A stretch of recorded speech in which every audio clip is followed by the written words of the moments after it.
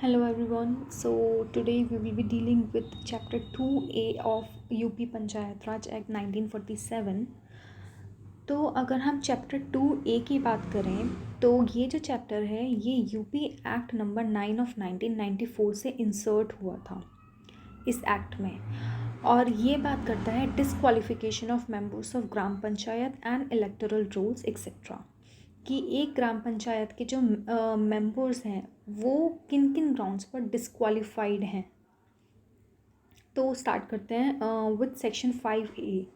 तो ये जो सेक्शन 5A है ये भी सब्सटीट्यूट हुआ था by UP act number 9 of 1994 and it talks about the disqualification for membership, कि मेंबरशिप जो है ग्राम पंचायत की जो मेंबरशिप है किन किन ग्राउंड्स पर डिसक्वालिफाइड हो जाती है।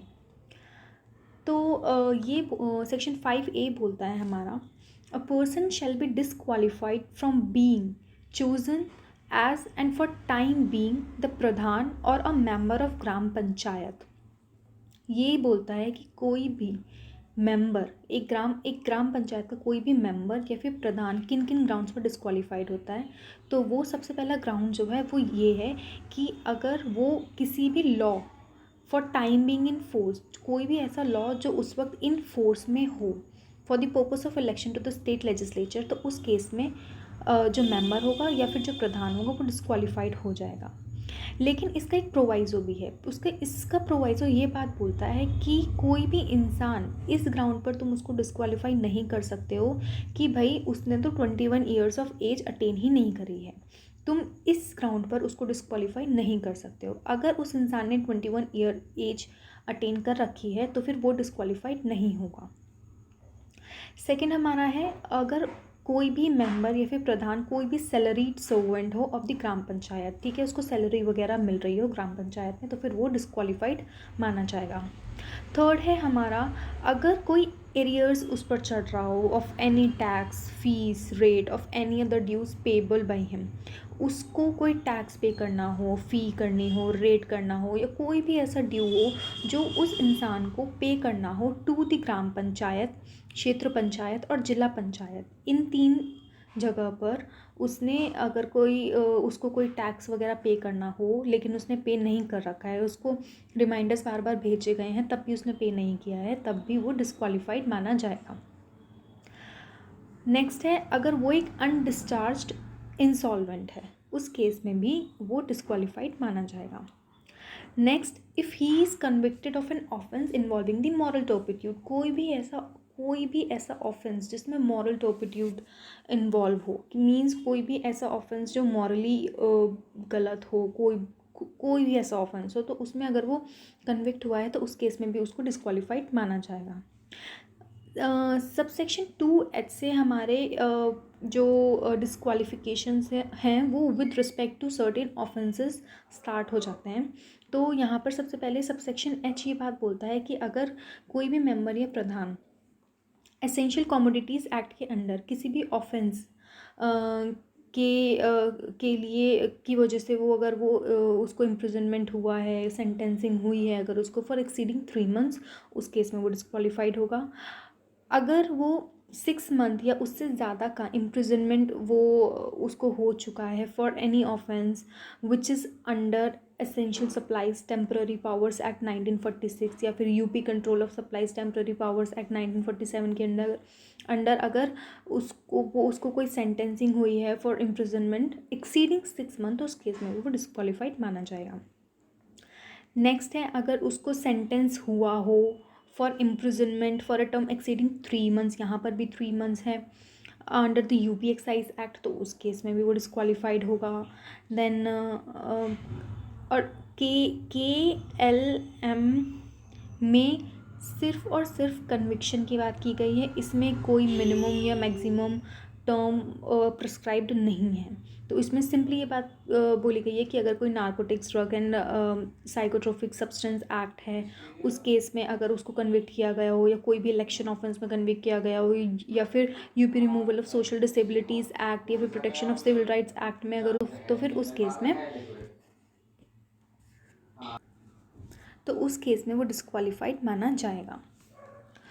अब नेक्स्ट जो सबसेक्शन है वो ये बात बोलता है कि if a person or a member has been removed from office under sub clause 3 or 4 of clause G of subsection 1 of section 95 unless such period as has been provided in that behalf in the said section or such lesser period as the state government may have ordered in any particular case has elapsed.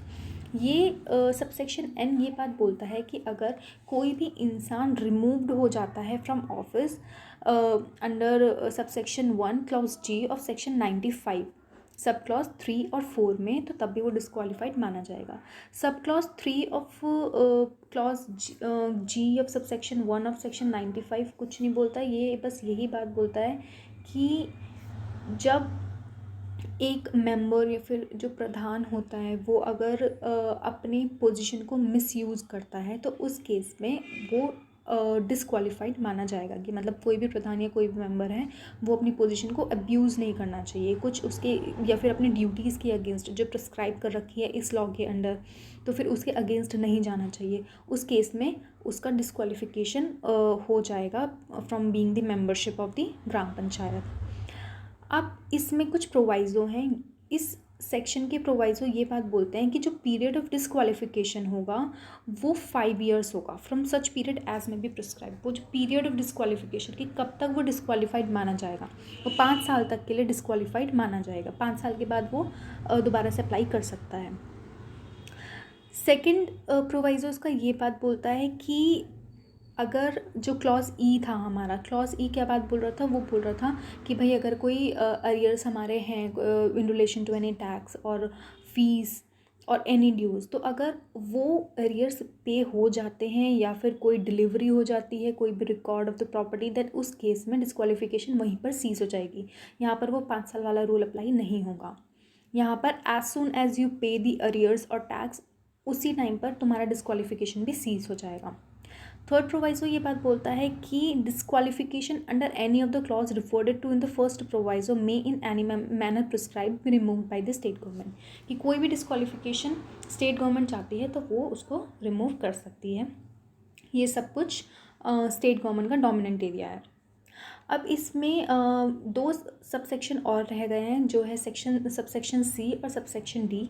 Subsection सी ये बात बोलता है कि अगर कोई भी member या प्रधान कोई भी office of profit under the state government या फिर सेंट्रल गवर्नमेंट के अंडर या फिर लोकल अथॉरिटी के अंडर कोई भी अगर ऑफिस ऑफ प्रॉफिट होल्ड करते हैं, मतलब ऑलरेडी वहाँ पर भी वो एक स्टेट गवर्नमेंट के लिए काम कर रहे हैं, उनके पास एक पैसा आ रहा है, वहाँ पर उनका उनकी एक पोस्ट बनी हुई है, तो उस केस में वो डिस्क्वालीफाइड हो जाएंगे from being a member of gram panchayat. उस केस में वो ग्राम पंचायत के मेंबर नहीं रहेंगे क्योंकि उनका ऑलरेडी एक ऑफिस ऑफ प्रॉफिट चल रहा है जहाँ से उनको रेगुलर इनकम आ रही है.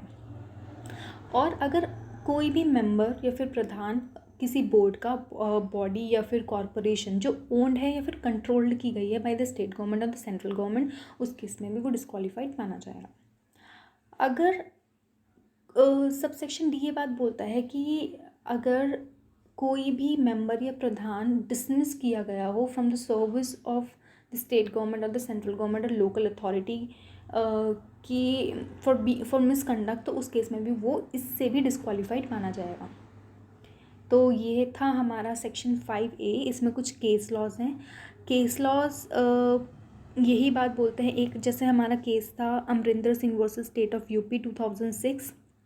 ये बोल रहा था कि वो जो डिस्क्वालिफिकेशन कब रिमूव होगा, इसमें इस केस को डिस्कस किया गया था कि भाई वो डिस्क्वालिफिकेशन कब रिमूव होगा. तो इसमें ये बात बोली गई थी कि जो पीरियड ऑफ 5 ईयर है for the removal of disqualification, वो जैसे ही सेंटेंस का हमारा एक्सपायरेशन हो जाएगा, जैसे ही वो हमारे सेंटेंस एक्सपायर हो जाएगा तो उसी टाइम से डिस्क्वालिफिकेशन हमारी एंड हो जाएगी. या फिर अगर तुमने फ़ाइन पे कर दिया, फ़ाइन पे करने के बाद या फिर जब तुम्हारा सेंटेंस एक्सपायर हो जाएगा उसी टाइम पर वो period for the removal of disqualification जो है वो एकदम ख़त्म हो जाएगा 5 साल वाला. ये हमारा Amarinder Singh versus state of UP में बोला गया था.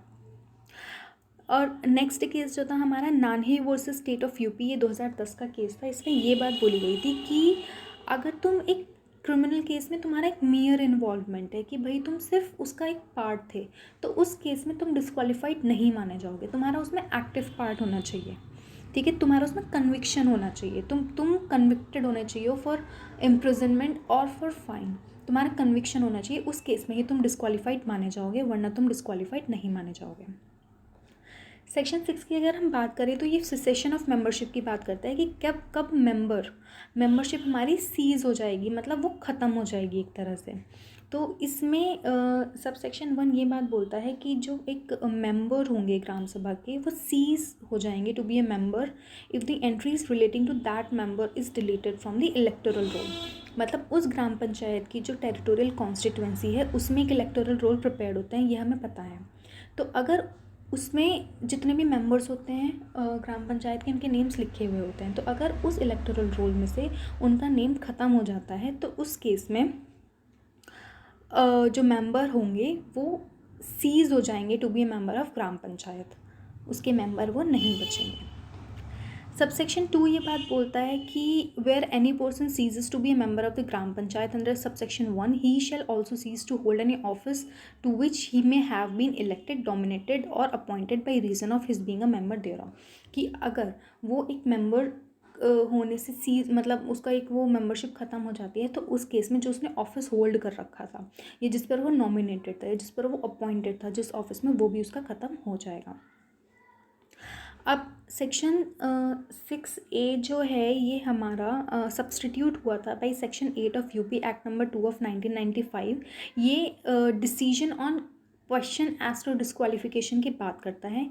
ये बात बोलता है कि जितने भी मैटर्स होंगे जितने भी क्वेश्चंस होंगे जो हमारे सेक्शन 5A में हमें दे रखे हैं, वो सब प्रेस्क्राइब्ड एक अथॉरिटी होगी, उसके पास जाएगी जितने भी क्वेश्चंस होंगे, और उसका डिसीजन फाइनल ही होगा। अगर इसमें ये बात बोली गई है subject to the result of any appeal, कि भाई अगर अपील में गया वो मैटर और वहाँ पर वो रिवोर्ट हो गया, मतलब एकदम ऑपोजिट टर्न हो गया वो डिसीजन, ये प्रिस्क्राइब्ड अथॉरिटी का जो डिसीजन था, तो उस केस में वो जो अपील में उसका डिसीजन आया है वो वैलिड माना जाएगा। लेकिन अगर अपील में ही वही डिसीजन में दिया गया जो प्रिस्क्राइब्ड अथॉरिटी ने डिसीजन दिया था, तो उस केस में प्रिस्क्राइब्ड अथॉरिटी का ही डिसीजन फाइनल माना जाएगा। सेक्शन 7 था वो हमारा डिलीट कर दिया गया था by UP act number 2 of 1995। अब सेक्शन 8 जो है वो हमारा effect of change in population और inclusion of the area of a gram panchayat in municipalities की बात करता है कि मतलब अगर कोई भी एरिया, सपोज एक ग्राम पंचायत है, या तो वो पूरा ही ग्राम पंचायत का एरिया म्यूनिसिपैलिटी में मर्ज हो गया हो, या फिर उस ग्राम पंचायत का कुछ एरिया म्यूनिसिपैलिटी में मर्ज हो गया हो। तो अगर कुछ एरिया उसका मर्ज हो जाता है तो फिर उसका ज्यूरिसडिक्शन, उस ग्राम पंचायत का ज्यूरिसडिक्शन जितना एरिया मर्ज हुआ है उतना रिड्यूस हो जाता है। और अगर पूरा का पूरा ग्राम पंचायत जो है म्यूनिसिपैलिटी में इंक्लूड हो चुका है तो फिर वो पूरा का पूरा ग्राम पंचायत ही सीज हो जाएगा, वो एग्जिस्ट ही नहीं करेगा, उसका एग्जिस्टेंस ही ख़त्म हो जाएगा। ये बात बोली गई है हमारे सेक्शन 8 में। So this was part 1 of chapter 2A। हम बाकी के सेक्शंस अपने नेक्स्ट वीडियो में करेंगे। So this was all, and please subscribe to my channel for the upcoming videos.